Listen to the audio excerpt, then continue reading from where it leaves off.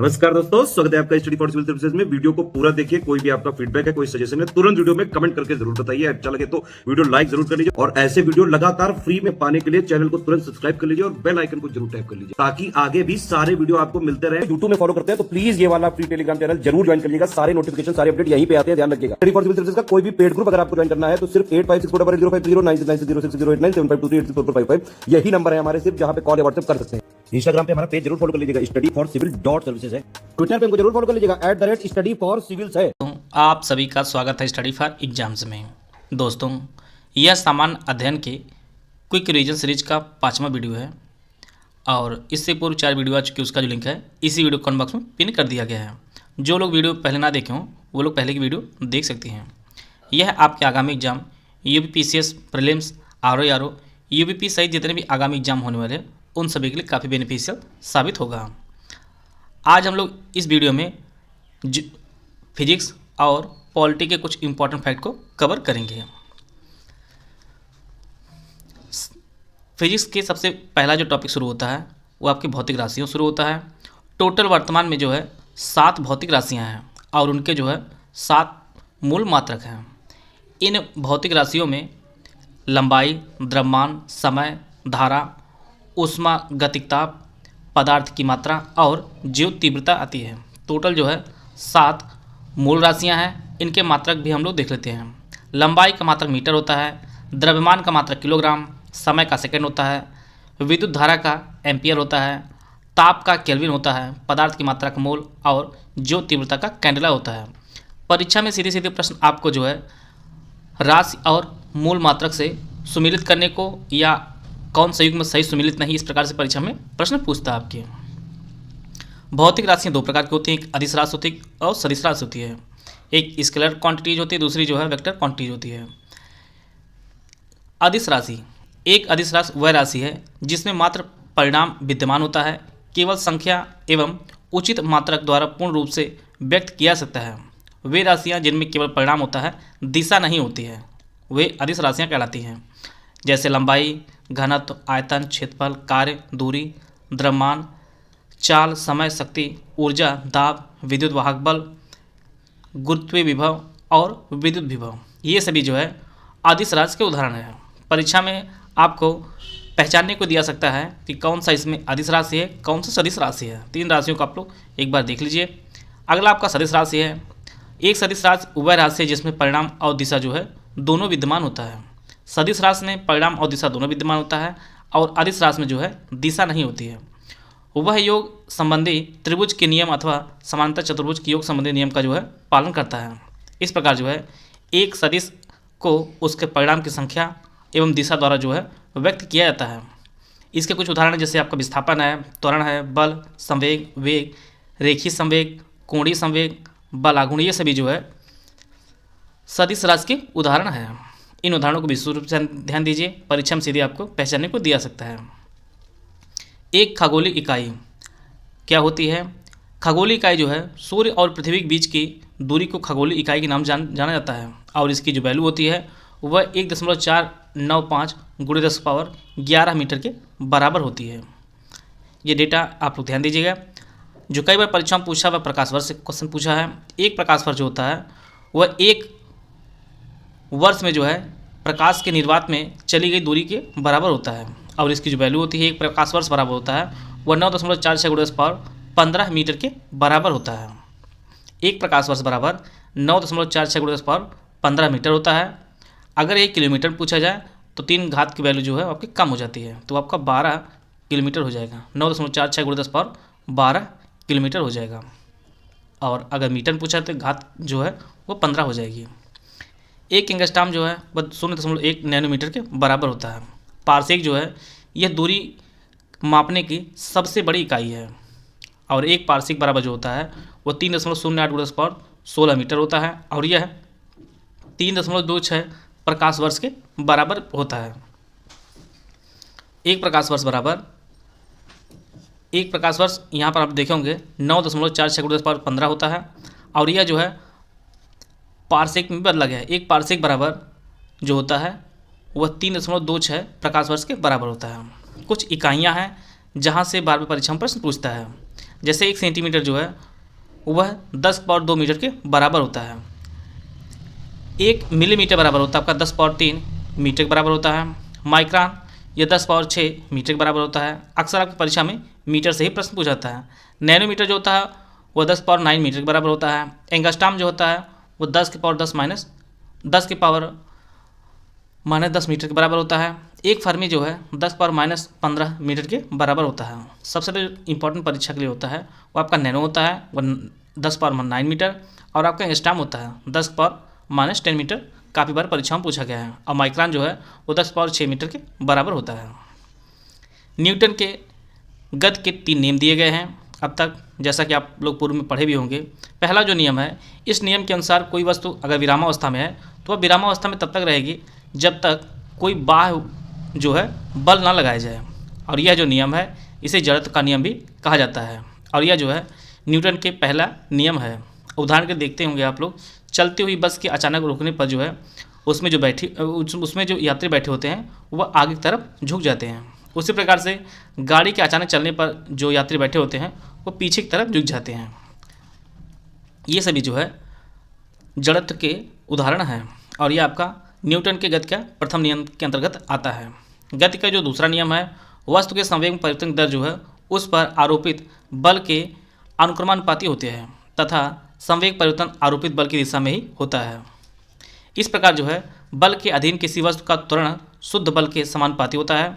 शुद्ध बल के समान दिशा में और वस्तु के द्रव्यमान के व्युत्क्रमानुपाती होता है, अर्थात ए बराबर जो है वो F/m होता है। क्रिकेट खिलाड़ी गेंद को कैच करते समय जो है अपने हाथों को पीछे खींच लेता है। आप लोग देखे होंगे जो कैच लेते हैं खिलाड़ी वह हाथ जो पीछे खींच लेते हैं कैच लेते समय। ये जो उदाहरण आपका द्वितीय गति का नियम है। तृतीय जो नियम है ये काफ़ी चर्चित रहा है, क्रिया और प्रतिक्रिया के नाम से जाना जाता है। प्रत्येक क्रिया के समान विपरीत प्रतिक्रिया होती है। पहली वस्तु द्वारा दूसरी वस्तु पर लगाए गए बल को क्रिया के रूप में जाना जाता है, जबकि दूसरी वस्तु द्वारा पहली वस्तु पर लगाए गए बल को प्रतिक्रिया के रूप में जाना जाता है। पहली वस्तु पर बल का आकार दूसरी वस्तु के बल के आकार के बराबर होता है। इसे जो हम लोग क्रिया प्रतिक्रिया नियम के रूप में जानते हैं। जैसे बंदूक से गोली चलाने पर बंदूकधारी को पीछे की ओर झटका लगता है, और उसी प्रकार जो है कुएं से पानी खींचते समय कुछ रस्सी टूट जाती है और आदमी जो है कुएं के पीछे चला जाता है। कुएं से अगर पानी निकाला जाता है और खींचते समय अगर रस्सी टूट जाए तो आदमी जो है वो पीछे की तरफ गिर जाता है। ये जो उदाहरण है यह आपके क्रिया प्रतिक्रिया का उदाहरण है। अगला टॉपिक आपका है ऊर्जा। किसी वस्तु के कार्य करने की जो क्षमता होती है उसे ऊर्जा कहते हैं, और ऊर्जा जो है यह अदिश राशि है। और ऊर्जा के अनेक रूप हैं, यांत्रिक ऊर्जा, ऊष्मीय ऊर्जा, प्रकाश ऊर्जा, ध्वनि ऊर्जा, ये सभी जो है ऊर्जा के अनेक रूप हैं। ऊर्जा जो है एक अदिश राशि है और इसका जो मात्रक आपका जूल है। परीक्षा में छोटी छोटी परीक्षाओं में जो है वो मात्रक से ही प्रश्न पूछा जाता है। ऊर्जा का जो मात्रक आपका जूल होता है। यांत्रिक ऊर्जा यह किसी पिंड को कुछ यांत्रिक कार्य करने की क्षमता प्रदान करती है, और यह भी दो प्रकार की होती है। एक गतिज ऊर्जा होती है, दूसरी आपकी स्थितिज ऊर्जा होती है। एक पिंड की स्थितिज ऊर्जा और गतिज ऊर्जा का कुल योग जो होता है वो यांत्रिक ऊर्जा कहलाती है। अर्थात यांत्रिक ऊर्जा बराबर जो होता है वो गतिज ऊर्जा प्लस स्थितिज ऊर्जा होता है। गतिज ऊर्जा वह ऊर्जा जो किसी वस्तु में उसकी गति के कारण जो उत्पन्न होती है वह गतिज ऊर्जा कहलाती है। यदि किसी वस्तु का द्रव्यमान यम है और चाल उसकी v मीटर पर सेकंड है तो उस वस्तु की जो गतिज ऊर्जा होगी, जिसे हम लोग के ई के नाम जानते हैं, काइनेटिक के रूप में जानते हैं, 1/2 mv², इसका सूत्र होता है। और गतिज ऊर्जा भी आपका अदिश राशि होती है। किसी पिंड की गतिज ऊर्जा उस पिंड द्वारा किए गए कार्य की माप होती है जो वह अपनी गति के कारण कर सकता है। इस धारणा का अंतर्ज्ञान काफ़ी समय से है। तीव्र गति से बहने वाले जल की जो धारा होती है वो गतिज ऊर्जा का उपयोग कर अनाज पीसने के लिए किया जाता है। जलयान पवन की गतिज ऊर्जा का प्रयोग करते हैं। ये सभी जो है उदाहरण है। इसी प्रकार से स्थितिज ऊर्जा है। यह वह ऊर्जा है जो किसी वस्तु या निकाय की स्थिति अथवा दशा कारण होती है।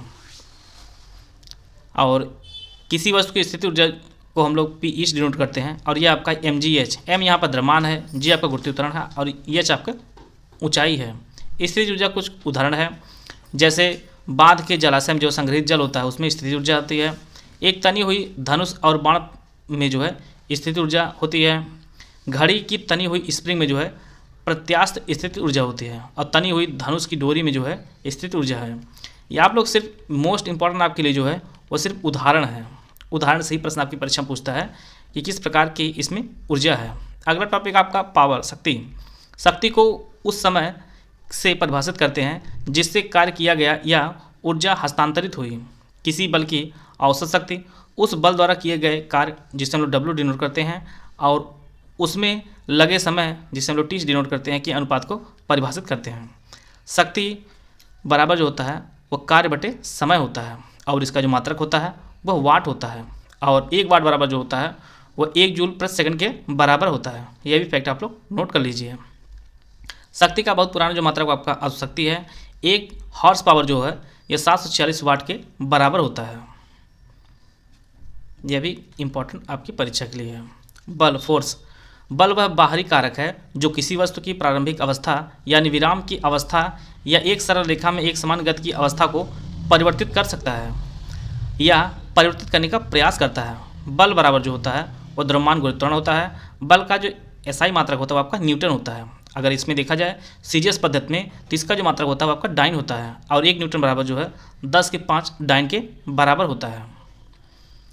अविकेंद्रीय बल। किसी पिंड को वृत्ताकार मार्ग में गति बनाए रखने के लिए वृत्त के केंद्र की ओर एक बल आवश्यक होता है जिसे हम लोग अविकेंद्रीय बल के नाम से जानते हैं। यह बराबर mv²/r इसका जो फार्मूला है। यहाँ पर m पिंड का द्रव्यमान है, v आपका पिंड का वेग है, r जो है वृत्ताकार पथ की त्रिज्या है। परीक्षा में यहाँ से आपके एक्सप्लेनेशन से ही प्रश्न पूछेगा। परीक्षा में इसके उदाहरण से ही प्रश्न पूछता है कि इसमें कौन सा बल लग रहा है। जिसके उदाहरण है इलेक्ट्रॉन का जो है नाभिक के चारों ओर घूमना, है आपका अभिकेंद्रीय बल का उदाहरण है। इसी प्रकार से सूर्य के चारों ओर जो ग्रह गति करते हैं यह भी आपके अभिकेंद्रीय बल के उदाहरण है। किसी मोड़ पर रेल या कार के मुड़ते समय पहियों और सड़कों के मध्य लगने वाला जो घर्षण बल होता है यह आपका अभिकेंद्रीय बल का ही उदाहरण है।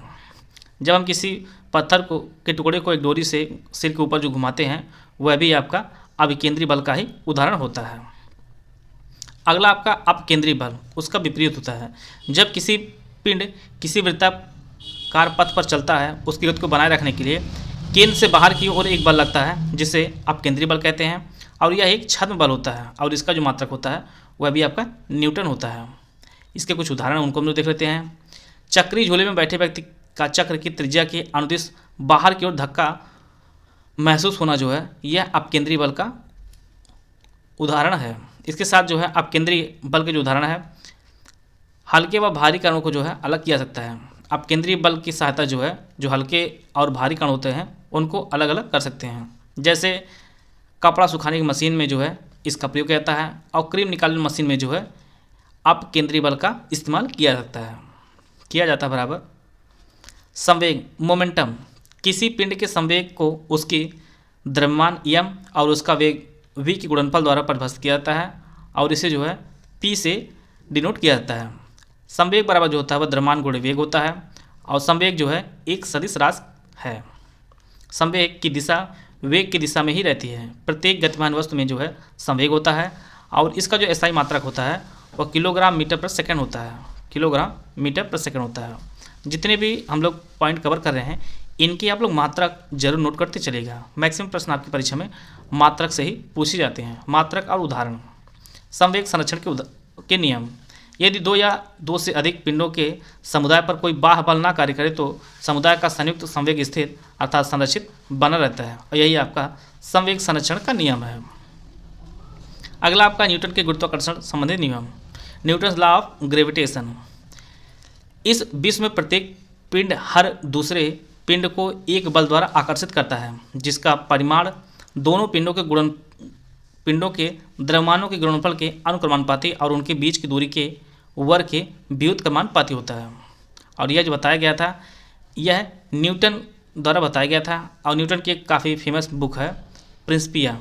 यह भी कई बार परीक्षाओं में पूछा गया है कि प्रिंसिपिया जो पुस्तक लिखी गई किसके द्वारा लिखी गई है, तो आपके न्यूटन द्वारा लिखी गई है। गुरुत्वीय त्वरण। पृथ्वी के गुरुत्वीय बल कारण पृथ्वी की ओर गिरती हुई वस्तु के वेग में परिवर्तन जो दर होती है वो आपकी गुरुत्वीय त्वरण कहते हैं उसे।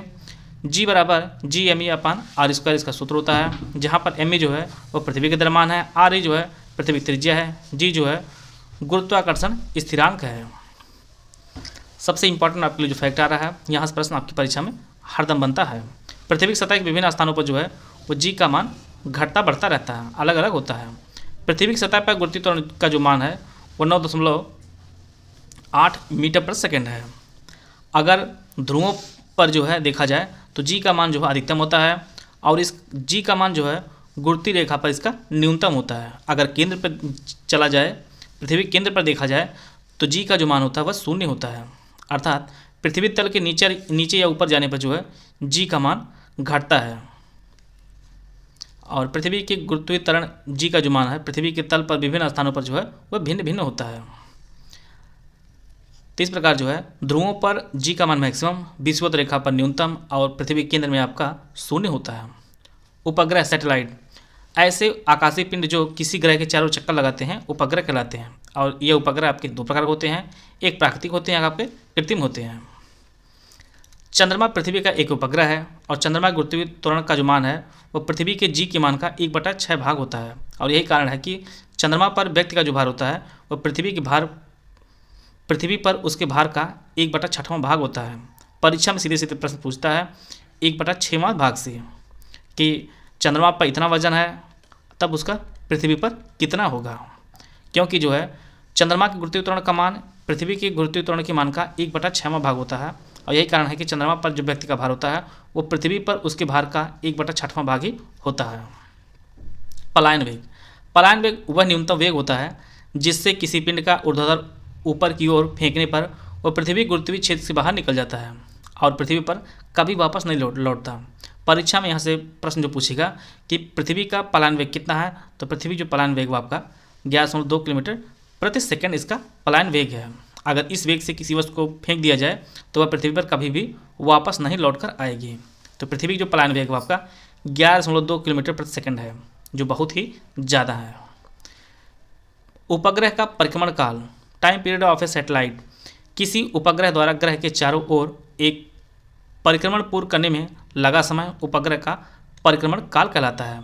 और वह उपग्रह जिसका आवर्तकाल 24 घंटा होता है वह भू स्थिर उपग्रह कहलाता है। जैसे पृथ्वी भी जो है 24 घंटे में अपना एक चक्कर लगा लेती है, और भू स्थिर उपग्रह की जो पृथ्वी से ऊंचाई है वह 36,000 किलोमीटर है। यह डेटा आप लोग नोट कर लीजिएगा। परीक्षा सीधे पूछता है कि भू स्थिर उपग्रह की पृथ्वी से ऊंचाई कितनी, मतलब कि 36,000 किलोमीटर जो है इसकी कुल ऊंचाई है। और भू स्थिर उपग्रह का जो आवर्तकाल होता है वह आपके 24 घंटा होता है। पृष्ठ तनाव, यहाँ से परीक्षा में प्रश्न अक्सर पूछता है। पृष्ठ तनाव किसी द्रव की वह स्थिति जिसके कारण इसका स्वतंत्र पृष्ठ फ्री सरफेस न्यूनतम क्षेत्रफल घेरने की प्रवृत्ति रखता है और एक तनी हुई प्रत्यास्थ झिल्ली की भांति व्यवहार करता है, वो पृष्ठ तनाव कहलाता है। पृष्ठ तनाव का जो एसआई मात्रक होता है आपका न्यूटन प्रति मीटर होता है। यदि किसी द्रव का भार नगण्य है तो उसकी आकृति पूर्ण गोलाकार होगी। उदाहरण के लिए वर्षा की बूंदें और साबुन के बुलबुले पूर्ण गोलाकार होते हैं। इसका कारण यह है कि बूंद वह आकृति धारण करती है। केशिकत्व, कांच की बहुत कम त्रिज्या की दोनों ओर खुली हुई नली को केश नली या केशिका नली कहते हैं। केश नली में किसी द्रव के ऊपर चढ़ने अथवा नीचे उतरने घटना केशिकत्व कहते हैं। किसी द्रव के केश नली में ऊपर चढ़ने अथवा गिरने का जो कारण होता है वह द्रव का पृष्ठ तनाव होता है। केशिकत्व के उदाहरण, जल का पौधों के तनों में बनी असंख्य केश नलियों में चढ़कर टहनियों तक पहुँचना जो है यह आपके केशिकत्व का उदाहरण है। लालटेन में मिट्टी के तेल का बत्ती में ऊपर चढ़ना, मोमबत्ती के धागे से मोम का पिघल कर ऊपर चढ़ना, ये सभी जो आपके केशिकत्व के ही उदाहरण हैं। फाउंटेन पेन के नीब की नोक के बीच जो है चिरी हुई है, जिनमें से बारीक केश नली बनी होती है और इसी कारण जो है स्याही ऊपर चढ़ती है। और स्याही सोखने का कार्य भी जो है केशिकत्व क्रिया पर ही निर्भर करता है। अगला आपका श्यानता है। द्रवों का वह गुण जिस कारण वह अपनी विभिन्न परतों के माध्यम से सापेक्ष गति का विरोध करता है श्यानता कहलाता है। जैसे गाढ़े द्रव जैसे ग्लिसरीन हुआ, शहद हुआ इत्यादि में जो है अधिक श्यानता होती है और इसके कारण जो है गाढ़े द्रव पतले द्रवों की अपेक्षा जो है शीघ्र ठहर जाते हैं। द्रवों की श्यानता ताप बढ़ने पर घट जाती है। इसके विपरीत जो है गैसों की श्यानता ताप बढ़ने पर बढ़ जाती है। ठोसों में श्यानता होती ही नहीं है। श्यानता का जो मात्रक होता है वो आपका पॉइज होता है। दूसरा जो मात्रक होता है वह न्यूटन सेकेंड प्रति मीटर स्क्वायर होता है। आमतौर जो है पतले द्रवों जैसे आपका पानी है, अल्कोहल आदि जो है गाढ़े द्रवों जैसे आपका कोलतार, रक्त, ग्लिसरीन आदि के अपेक्षा जो है कम श्यान होते हैं। तो इस प्रकार जो है श्यानता को भी हम लोग कवर कर लिए हैं। आगे बढ़ने से पहले आपको बताना चाहता हूँ यूपीपीसीएस प्रीलिम्स के हमारे क्रैश कोर्स शुरू किए गए हैं और यह जो क्रैश कोर्स है इसके कई टाइप के क्रैश कोर्स शुरू किए गए हैं, जिनमें आपका फुल पेड ग्रुप है। इसकी जो फीस रखी हुई है आपकी 9,000 रुपये रखी गई है। ओनली टेस्ट सीरीज का जो पेड ग्रुप है उसकी जो फीस आपकी 3500 रुपये है। ओनली पेड क्विज का जो ग्रुप है आपका 1200 रुपये है। और हमारा यूपीपीसीएस प्रीलिम्स के लिए जो है केवल 844 पेज का जो हमारा कंटेंट तैयार किया गया है। इसमें संपूर्ण आपका जीएस होगा और साथ में जो है करंट अफेयर्स होगा। और इस सिलेक्शन मटेरियल की जो कीमत रखी गई है वो आपकी 3,000 रुपये रखी गई है। आप इसे पढ़कर जो है प्रीलिम्स क्वालिफाई कर सकते हैं। अगर आप इन सभी कोर्सों में से कोई भी कोर्स लेना चाहते हैं तो ये हमारे दिया गया नंबर है, इस पर कॉल व्हाट्सएप करके जो है जानकारी प्राप्त कर सकते हैं। अगला सेक्शन है हम लोग पॉलिटी वाला, जहाँ से हम लोग छोड़े थे वहीं से हम लोग शुरू करते हैं। आर्टिकल 123। आर्टिकल 123 जो है यह राष्ट्रपति के पास जो है संसद के सत्र में ना होने की स्थिति में अध्यादेश जारी करने की शक्ति प्रदान करता है। ये काफ़ी इंपॉर्टेंट आपकी परीक्षा के लिए है। अध्यादेश जो जारी करता है वो आपका, इसका जो लेख है वो आपका आर्टिकल 123 में है। आर्टिकल 124 में जो है उच्चतम न्यायालय की स्थापना और गठन है। वर्तमान में जो है भारत में टोटल 25 उच्च न्यायालय हैं। तदर्थ न्यायाधीशों की जो नियुक्ति का वर्णन आपका आर्टिकल 127 में है।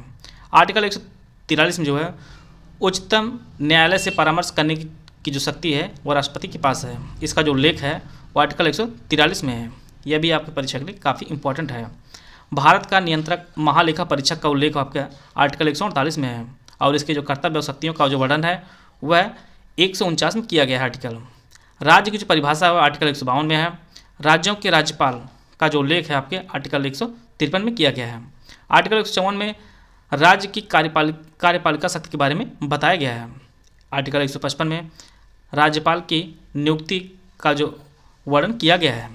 राज्यपाल की जो नियुक्ति होती है वह राष्ट्रपति करते हैं। आर्टिकल 156 में जो है राज्यपाल की पदावधि का जो है उल्लेख किया गया है। राज्यपाल की नियुक्ति होने के लिए जो अर्हताएँ दी गई हैं वो आपके आर्टिकल 157 में दी गई हैं और इसके जो पद एवं शर्तें दी गई हैं वो आपके आर्टिकल 158 में बताया गया है। राज्यपाल द्वारा शपथ या प्रतिज्ञान जो होता है वो आपके आर्टिकल 159 में बताया गया है। राज्य का एक महाधिवक्ता होगा, इसका जो लेख है वो आपका आर्टिकल 165 में है। आप लोग कमेंट बॉक्स में बताइएगा कि वर्तमान में उत्तर प्रदेश के महाधिवक्ता कौन है। इसका उत्तर आप लोग कमेंट बॉक्स में बताइएगा। आर्टिकल 168 में राज्यों के विधानमंडलों का जो है गठन का वर्णन किया गया है। आर्टिकल 169 में राज्य में विधान परिषद का सृजन के बारे में बताया गया है। विधानसभाओं की संरचना कैसी होगी, इसका जो लेख है आपका आर्टिकल 170 में किया गया है।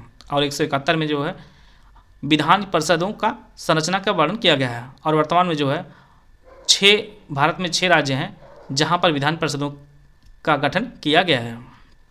आर्टिकल 172 में जो है राज्यों के विधानमंडलों की अवधि के बारे में चर्चा की गई है।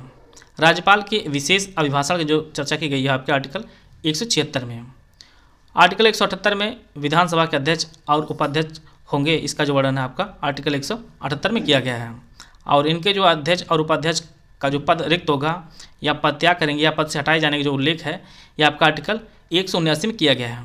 आर्टिकल 182 में विधान परिषद के सभापति और उपसभापति का पद होगा, इसका जो उल्लेख आपका आर्टिकल 182 में किया गया है। और इनके जो है हटाए जाने, पद रिक्त होने और पद त्याग के बारे में जो बताया गया आपका आर्टिकल 183 में बताया गया है। धन विधेयकों के संबंध में विशेष प्रक्रिया जो बताई गई है आपके आर्टिकल 198 में बताई गई है। और धन विधेयक की जो परिभाषा है वो आर्टिकल 199 में बताया गया है। राज्यों के लिए उच्च न्यायालय होगा, इसका जो उल्लेख है आर्टिकल 214 में किया गया है। आर्टिकल 215 में उच्च न्यायालयों के अभिलेख न्यायालय होना आवश्यक है, इसकी चर्चा की गई आपके आर्टिकल 215 में की गई है। उच्च न्यायालयों का गठन संबंधी जो प्रावधान आपके आर्टिकल 216 में बताया गया है। और उच्च न्यायालय के न्यायाधीश की नियुक्ति और उसके पद की जो शर्तें हैं वो आपका आर्टिकल 217 में बताई गई है। इसी प्रकार से 218 में जो है उच्च न्यायालय संबंधित कुछ उपबंधों का उच्च न्यायालयों में लागू होना जो उल्लेख किया गया आपका आर्टिकल 218 में किया गया है।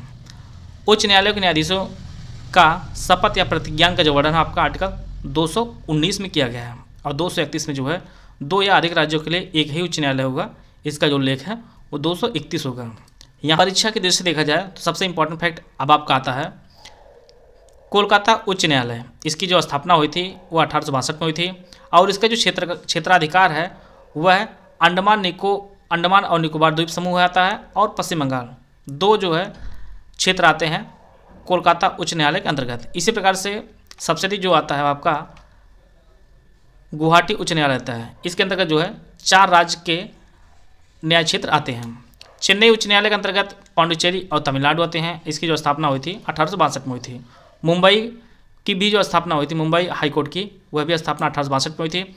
इसका भी क्षेत्राधिकार गोवा, दादर नगर हवेली, दमन और दीव और आपका महाराष्ट्र आता है। परीक्षा में सीधे सीधे प्रश्न पूछेगा कि मुंबई उच्च न्यायालय के अंतर्गत कौन सा क्षेत्र नहीं आता है, इसी में से एक अन्य दे देगा, उसी को आपको पहचान करनी होगी। इसी प्रकार से पंजाब और हरियाणा उच्च न्यायालय, इसकी जो स्थापना 1947 को हुई थी। इसका क्षेत्र आता है वह चंडीगढ़, हरियाणा और पंजाब आता है। गुवाहाटी उच्च न्यायालय को आप लोग विशेष रूप से ध्यान दीजिए, गुवाहाटी वाला मोस्ट इंपॉर्टेंट है। इसके अंतर्गत इसके जो न्याय क्षेत्र आता है वो आपका अरुणाचल प्रदेश आता है, असम आता है, मिजोरम आता है और नागालैंड आता है। 4 राज्य जो है इसके अंतर्गत आते हैं गुवाहाटी उच्च न्यायालय के। केरल उच्च न्यायालय के केरल और लक्षद्वीप आते हैं। 233 आर्टिकल में जो है जिला न्यायाधीशों की नियुक्ति का वर्णन किया गया है। अगला जो है आपका 243 जो शुरू होगा वो आपका पंचायतों से संबंधित कुछ इंपॉर्टेंट आर्टिकल है, और यह जो आर्टिकल है ये काफ़ी डीप में परीक्षा में प्रश्न पूछता है। पंचायतों की जो परिभाषाएं जो दी गई हैं आपका आर्टिकल 243 में दी गई हैं, और ग्राम सभा जो वर्णन आपका आर्टिकल 243 का में है। पंचायतों का गठन जो प्रावधान दिया गया आपका आर्टिकल खा में दिया गया है कि पंचायतों का गठन किया जाएगा, वो आर्टिकल 243 खा में है। गाँव में जो है पंचायतों की संरचना कैसी होगी उसका उल्लेख किया गया है। स्थानों का जो आरक्षण है वो आपका आर्टिकल 243 घ में है, और 243 अंगा में जो है पंचायतों की अवधि कितनी होगी इसका जो उल्लेख है आपका आर्टिकल 243 में किया गया है। सदस्यों के लिए जो निर्हरताएँ होंगी इसका जो उल्लेख है 243 च में किया गया है। 243 छ में जो है पंचायतों की शक्ति, प्राधिकार और उत्तरदायित्व का वर्णन किया गया है। 243 जा में जो है पंचायतों द्वारा कर अधिरोपित करने की शक्तियाँ और उनकी निधियों का वर्णन किया गया है। 243 झा में जो है वित्तीय स्थिति के पुनर्विलोकन के लिए वित्त आयोग का गठन का जो है उल्लेख किया गया है, और यह जो आपका पंचायतों का वित्त आयोग का गठन के बारे में बताया गया है।